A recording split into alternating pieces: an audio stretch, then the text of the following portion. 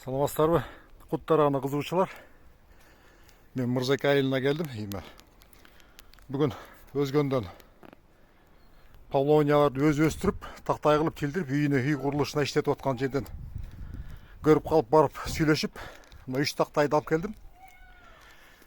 Бұл сосна, бұл павловняның бұрысы, мына павловняның бұрысы бұл. Бұл павловняның тақтайы. Көпшілік айтады, бұл бышық болбойды, іші пөк болады екен, тешігі бар екен, сынып қала береді депші.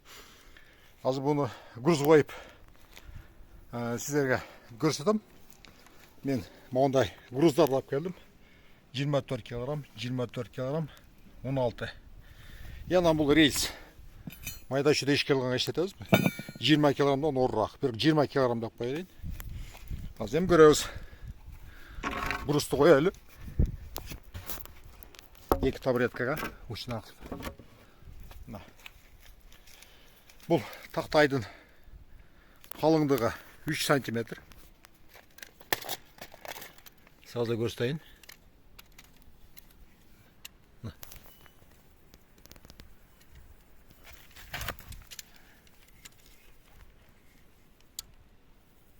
Үч сантиметр. Uzunu 1.60.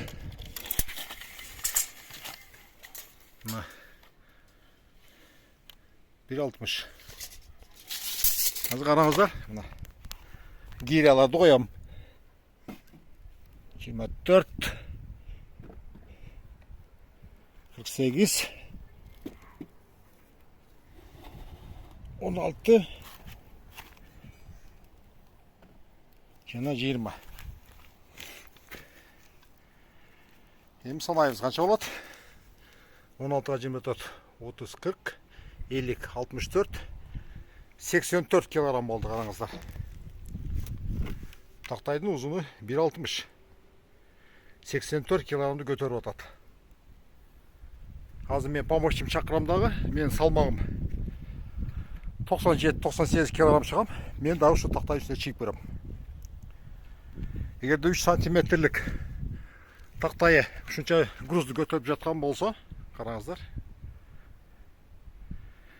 Значит, бұл бұрысты қанша килограмм көтереді, мен аны айта албайм. Сразу айтам, мына соснаның үстіне қойбайм. Бұл иш керек болып отады. Толщинасы 3 сантиметр болмен. Бірақ бұл сынып кетеді, шыдабайды.